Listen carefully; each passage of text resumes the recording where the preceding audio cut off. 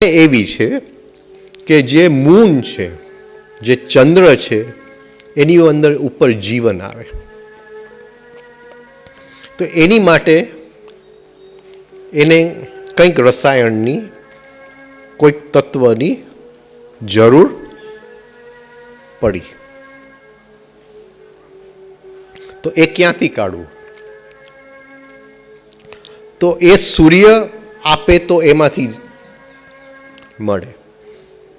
પણ સૂર્યનું બહુ હાઈ છે વાઇબ્રેશન, મૂનનું વાઇબ્રેશન લો છે. એટલે વચ્ચે ટ્રાન્સફોર્મર જોઈએ, જે હાઈ લે, એને કંઈક કરે, એમાંથી કંઈક શું કહેવાય પ્રોસેસિંગ કરે અને મૂનને આપી દે, ચંદ્રને આપી દે. એટલે સૂર્યનો પ્રકાશ પૃથ્વી ઉપર પડે, વનસ્પતિ ઉગે, પ્રાણી સૃષ્ટિ થાય, મનુષ્ય સૃષ્ટિ થાય. સૂર્યનો પ્રકાશ પડે, એક વાયુમંડળ બને, તો પ્રાણી શ્વાસ લઈ શકે, વનસ્પતિ શ્વાસ લઈ શકે. તો એ જ્યારે શ્વાસ લે છે, જ્યારે ખાય છે, જ્યારે પ્રાણ 5 ઇન્દ્રિયમાંથી લે છે, આ બધું કોનું પ્રાણ અંદર આવે છે? સૂર્યનું. અને એ પ્રાણને ટ્રાન્સફોર્મ કરી અને બધું પ્રકૃતિને આપી દે છે. અને પ્રકૃતિ આ પ્રાણ લઈને ચંદ્રને આપે છે, અને ચંદ્રની ઉત્ક્રાંતિ, એવોલ્યુશન થાય છે. આ એક ઉત્ક્રાંતિનું સાયકલ છે. એક વનસ્પતિ છે, તો વનસ્પતિ જ્યારે મરી જાય છે, આપણે તોડીએ છીએ ખાવા માટે. આપણને ખ્યાલ નથી કે પ્રકૃતિનું એક કામ આપણે કરીએ છીએ. એ જ્યારે તોડીએ છીએ, એમાંથી એક શક્તિ છૂટી થઈ જાય છે. એ શક્તિ કોને જાય છે? મૂનને જાય છે. એક પ્રાણી મરી જાય છે, તો મરતી વખતે પ્રાણી ચીખ મારે છે. તમે જોયા હશે નેશનલ જ્યોગ્રાફિક કે પ્રાણી તડફડતું હોય, એ મરી જાય છે. એ જે એ પ્રાણ બહાર છોડે છે, એ પ્રકૃતિને માટે બહુ કિંમતી છે. એ ચંદ્રને આપે છે.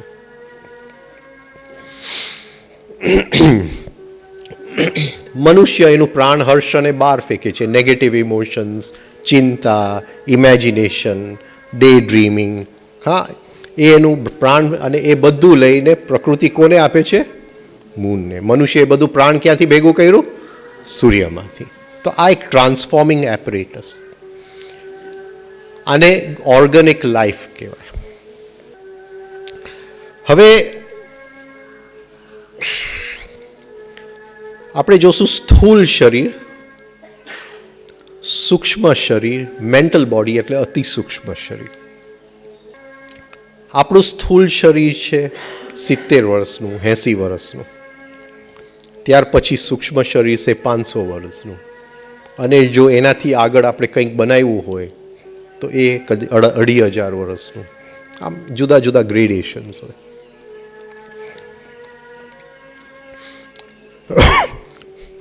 એવી રીતે ગ્રહો પણ પોતાનું સ્થૂળ શરીર, પોતાનું સૂક્ષ્મ શરીર, પોતાનું અતિ સૂક્ષ્મ શરીર. એટલે આપણા જે ગ્રહો છે એ સૂક્ષ્મ શરીર બનાવી રહે છે. પૃથ્વી એનું વાયુમંડળ બનાવી રહ્યું છે. હા, ગુરુ પણ પોતાનું વાયુમંડળ બનાવી રહ્યું છે. ઓફકોર્સ ગુરુ થોડું જુદું છે બધા ગ્રહો કરતાં, એ પછી વાત કરીએ. હવે આ બધા ગ્રહ, સૂર્ય એ હ્યુમેનિટીઝ, એટલે હ્યુમેનિટીઝને પણ આગળ જવાની એક અંદર શું કહેવાય અભિપ્સા હોય, ઈચ્છા હોય. એટલે સૂર્ય પોતાનું મેન્ટલ બોડી અત્યારે બનાવ્યું, જેમ પૃથ્વી પોતાનું એસ્ટ્રલ બોડી બનાવે, સૂર્ય પોતાનું, અને એની માટે એને અમુક સબસ્ટન્સની જરૂર પડે. પણ એ સબસ્ટન્સ, એ જે સૂર્ય બહાર કાઢે છે, એનાથી કઈ જાતની હોવી જોઈએ? હાયર. હા, હાયર. અને મૂનને કઈ જાતની જોઈએ? લોઅર. વચ્ચે છે મનુષ્ય, પૃથ્વી. મૂન, પૃથ્વી, સૂર્ય. હવે કોને ઉત્ક્રાંતિ કરવી છે? એ સૂર્ય એક હ્યુમેનિટી, 12 આદિત્ય, એને ઉત્ક્રાંતિ કરવી છે. એટલે એને હાયર સબસ્ટન્સ, એટલે પોતે જે કાઢે છે એ કોઈક પ્રોસેસ કરીને હાયર કરે. તો એમાં એક જ શક્યતા એને આદિત્યને દેખાણું કે આ મનુષ્ય જાતિ જે છે, આ મનુષ્ય જાતિએ પ્રકૃતિ શેની માટે બનાવેલું? મૂનને ખોરાક પડે. મૂનને ખોરાક પાડવામાં એને અંદર જીવ નાખવાની જરૂર નથી. એની અંદર એટલે સિન્થેટિક હ્યુમેનિટી. કઈ જાતની હ્યુમેનિટી? સિન્થેટિક. એટલે એ મૂનનો ખોરાક પાડ્યા કરે. પણ આ જે બીજી હાયર હ્યુમેનિટી હતી, જેને આપણે આદિત્ય કહીએ, એ લોકોને એમ થયું કે અમારે આગળ વધવું છે, એની માટે આની અંદર જો જીવ હોય તો જીવની સાથે સેલ્ફ કોન્શિયસનેસ આવે. અને હરેક સેલ્ફ કોન્શિયસનેસ, જ્યારે એક ક્ષણ સેલ્ફ કોન્શિયસનેસ આવે તો એ જે સનનો ખોરાક છે એ મૂંડ નથી જતો, એ હાયર બની જાય છે. એ સેલ્ફ કોન્શિયસનેસ રહેવામાં, અને એ કોને જાય છે? સનને પાછું જાય છે. It is a reciprocal process. સનમાંથી લીધું અને સનને પાછું ધરી દીધું. આ ગાયત્રી મંત્રનો અર્થ. સનમાંથી લીધું, સનમાંથી પાછું આપી દીધું. પણ એ ક્યારે બને? Self consciousness. હા, એ પોતે કોન્શિયસ બને. તો સેલ્ફ કોન્શિયસનેસ એટલે શું? તો સેલ્ફ કોન્શિયસનેસ હરેક પ્રાણી, હરેક વનસ્પતિની કોન્શિયસનેસ ક્યાં જાય છે? બહાર. હા, વનસ્પતિને ખ્યાલ આવે કે અહીંયા મૂળિયામ નાખવું તો વધારે મને પોષણ મળશે, તો એ તરફ. પ્રાણીને ખ્યાલ આવે કે આ જગ્યાએ શિકાર વધારે છે, તો એ તરફ.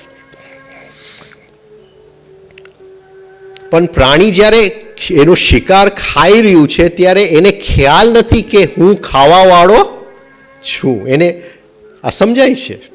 ચક્કર ચાલે છે, એનો દ્રષ્ટા બની જાય. અને પછી આ એક ચક્કર, બીજું ચક્કર, જે કરોડો ને કરોડો વર્ષ પ્રકૃતિને લાગવાના છે, એને ખ્યાલ આવે કે આ તો સીડી છે, આને તો હું ચડી શકું છું મારા સેલ્ફ કોન્શિયસનેસથી. એટલે એને આ ચક્કર ફરવા ન પડે, એ પગથિયા ચડવા માંડે. આને સાધના કહેવાય. રાઈટ? એ પગથિયા ચડી જાય એટલે જે કરોડો વર્ષને કરોડોના કરોડો વર્ષ લાગવાના હતા એ એક જન્મ, બે જન્મમાં આમ ચડી જાય. પણ એ મનુષ્ય પેલા સિન્થેટિક હ્યુમેનિટી હતી, એની એક મૂક્યું છે. પણ આ 12 આદિત્યો નક્કી કરી અને મનુષ્યને જીવ આપ્યો. એ પોતાની માટે એ રેસિપ્રોકલને ગુજરાતીમાં ખબર નથી, પણ પરસ્પર, અરસપરસ, અરસપરસ આ એક પ્રોસેસ છે. તમે પર્પસ વાંચો છો, બહુ ખુશી થઈ. થોડું થોડું વાંચવાનું, એક સાથે નહીં વાંચવાનું, થોડું થોડું વાંચવાનું. એક પાનું વાંચવાનું, પછી પાછું ધીમેથી આગળ જવાનું, પછી ફરીથી એક પાનું વાંચવાનું.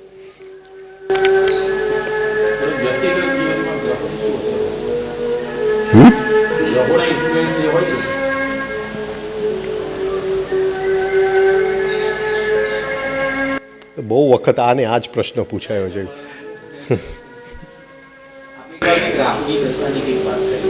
હા, તો યાદ નથી તાવડીયાજી શું કીધેલું. એ તાવડીયાજી કહેતા કે 7મે ગુરુ હોય, 5મે ગુરુ હોય કે 9મે ગુરુ હોય તો એને યાત્રામાં થોડી સરળતા રહે. એવા વ્યક્તિઓને થોડી સરળતા રહે. એટલે લગ્ન ઉપર ગુરુની દ્રષ્ટિ પડે તો થોડી યાત્રામાં સરળતા રહે. પોઝિટિવ કરું, નેગેટિવ કરું. હા હા, આ ખાડાના સ્થાન 6, 8, 12. એટલે ગુરુ 12મે હોય તો બહુ સારું, બહુ સારું. આખી દુનિયા સમજાઈ જાય આપણને. બોલો. એટલે જ તમે ચમકો છો આટલા. હું હા,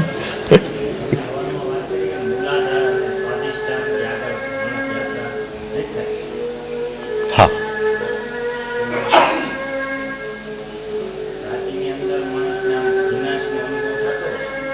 શેનો? હા,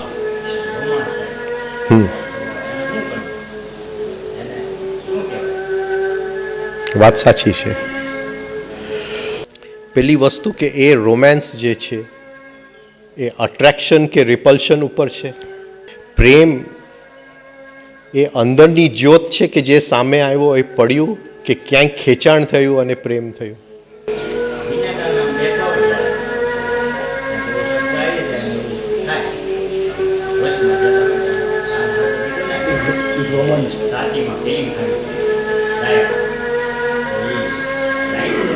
રાઈટ છે, રાઈટ છે.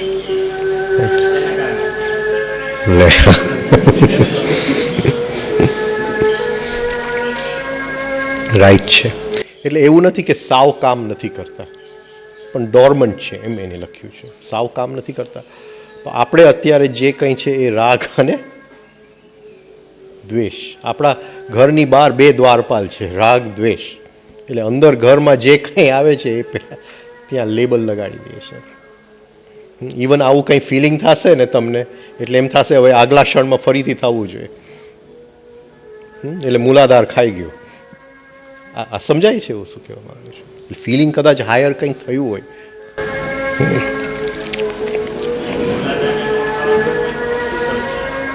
બસ તો એ જે વિચાર આવે ને કે હજી આ ફિલિંગ ટકવી જોઈએ, એની મરજી, એને તરત જ ત્યાગ કરી દેવો. એને વૈરાગ્ય કહેવાય. એને વૈરાગ્ય, તરત જ ત્યાગ કરી દેવો. અઘરું છે. ત્યાં પોઝ થવું જોઈએ, વિચારનો આપણને ખ્યાલ આવવો જોઈએ અને વિચારનો ત્યાગ કરી દે. તો શું રાગથી એ રંગાય નહીં એ વસ્તુ.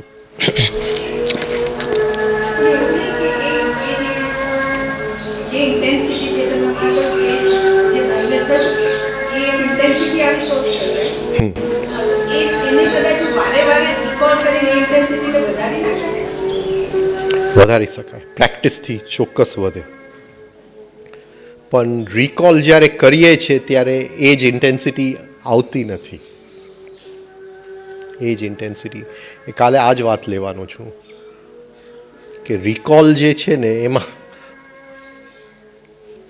શું છે કે ઘટના બને છે. હવે કે ઘટના બને છે ત્યારે એની ઇન્ટેન્સિટી એકદમ જોરદાર હોય છે. એને યાદ કરવા જાય છે ને ત્યારે એટલી ઇન્ટેન્સિટીમાં ઘટના યાદ આવી જાય. પ્રોબ્લેમ ક્યાં છે કે ઘટના શેલો મેમરીમાં છે અને ફિલિંગ અને ઇમોશન ડીપ મેમરીમાં ચાલ્યા જાય છે. એટલે ઘટનાને આપણે શેલો ઓલો તો આપણને આવડતું નથી અંદર જતા. એટલે તે વખતે ખૂબ ફિલિંગ અને ઇમોશન હતું, પણ અત્યારે એ વિઝ્યુલાઇઝ કરવું પડે એ બ્રેઇન અંદર જવા માટે. It tax time, tax practice.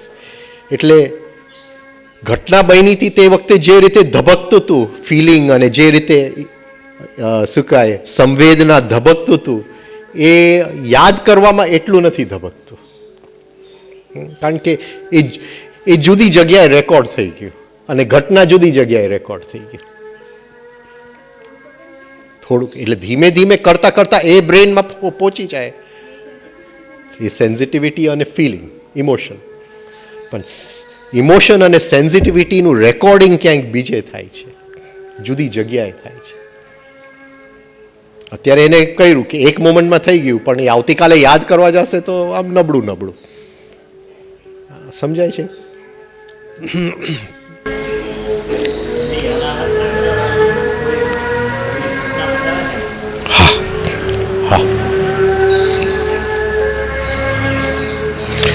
અનાજ ચક્રના બે ભાગ છે, એક નેગેટિવ ફરે છે, એક પોઝિટિવ ફરે છે. અને એ નેગેટિવ પાર્ટને આપણે પોઝિટિવ કરવું પડે તો પછી આ બધું કરી શકીએ જે કહે છે. હા, પેલા મૂલાધારને સ્વાદિષ્ટાનથી ચાલુ કરવું પડે. ત્યાં ડાયરેક્ટલી ત્યાં નથી પહોંચાતું, અહીંથી ચાલુ કરવું પડે. પેલા મૂલાધારને બેલેન્સમાં લઈ આવવું પડે, પછી સ્વાદિષ્ટાનને બેલેન્સમાં લઈ આવવું પડે, પછી બંનેના કનેક્શનને સરખું કરવું પડે, પછી મણિપુર જે ફરે છે એને ધીમે ધીમે ધીમે સ્લો કરી દેવું પડે. પછી આપણે જે ઇનકમિંગ ઇમ્પલ્સીસ આવે છે એ જે ઉત્તેજનામાં મણિપુરમાં ચાલ્યા જતા હતા ત્યાં આપણે થંભી જાય, પોઝ લઈ આવે, એટલે સંવેદના આવે, પ્રેઝન્ટ મુવમેન્ટ આવે. અને પછી આપણે અનાહતમાં પહોંચીએ. અનાહતમાં મોહ છે.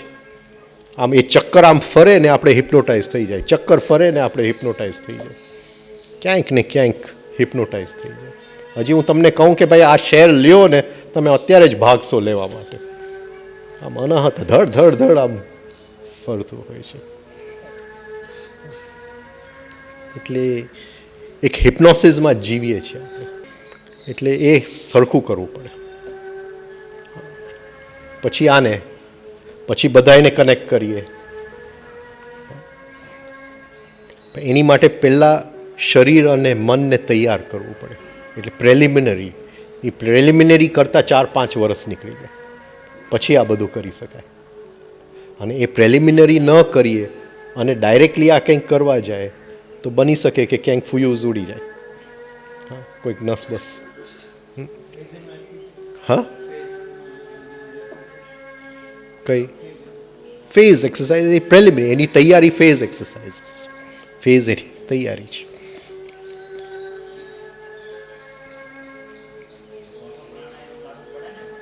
કયો પ્રાણાયામ મને ખબર નથી. પહેલો તો સમજાવું પછી ચોથાની વાત કરીએ. હા, ચોથી રિફાઇનિંગ. Phase exercise. આજે ફેઝ એક્સરસાઇઝ કાલ સવારે આપણે લેશું. Exercise in ફેઝિસ. હા, એ 4-5 વર્ષ કરો તો આખું તૈયાર થઈ જાય. પછી આપણે મૂલાધારથી ચાલુ કરીએ. મૂલાધાર, સ્વાધિષ્ઠાન, મૂલાધાર, સ્વાધિષ્ઠાન, રાઈટ. એ રોટેટ કરીએ એટલે બેઉની સર્કિટ બંધાય. બેઉની સર્કિટ બંધાય પછી રાગ દ્વેષ ટોટલ આપણા કંટ્રોલમાં જ હોય.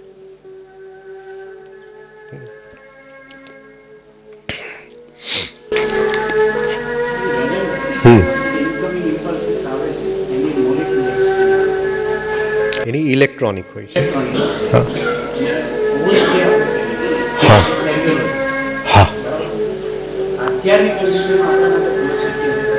કેમ નહીં?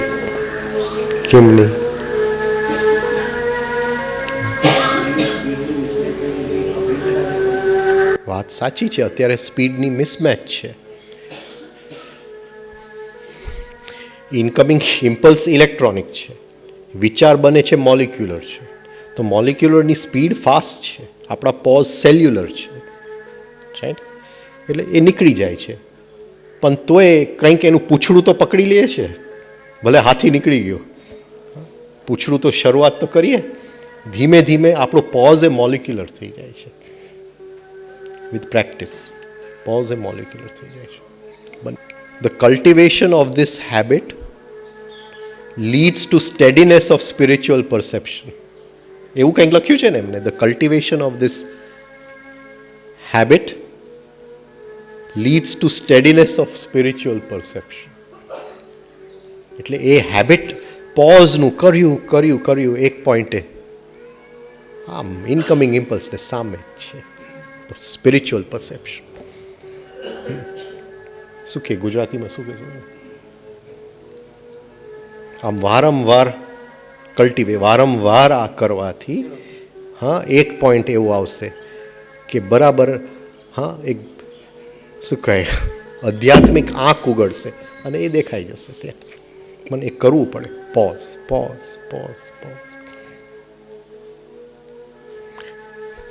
અને નાની વાતથી ચાલુ કરીએ આપણે. પોઝ. શૂઝ પહેરવા જાય તો 1 સેકન્ડ પોઝ, પછી પહેરી લઈએ. ફોન ઉઠાવવા જાય તો 1 સેકન્ડ પોઝ, પછી ઉઠાવીએ, રાઈટ. કોઈકને જવાબ આપવો હોય તો 1 સેકન્ડ પોઝ, પછી જવાબ આપીએ. પતિ પત્નીના ઝઘડામાં બહુ કામ આવે. પોઝ, 1 સેકન્ડ પોઝ, પછી જવાબ આપીએ, રાઈટ. આપણે ઇવન પોઝ ગણશું તો સેકન્ડના કેટલામો ભાગ હશે?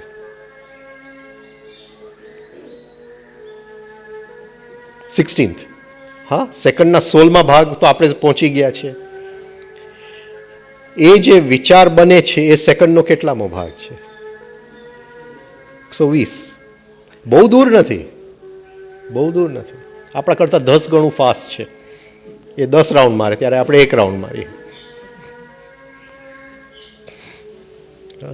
કરી શકાય, કરી શકાય. પછી તો તાવડિયાજી કેવી વાત કરે છે કે એ એક રાઉન્ડ મારે ત્યારે આપણે 3600 રાઉન્ડ મારી લઈએ. એવી વાત કરે તાવડિયાજી.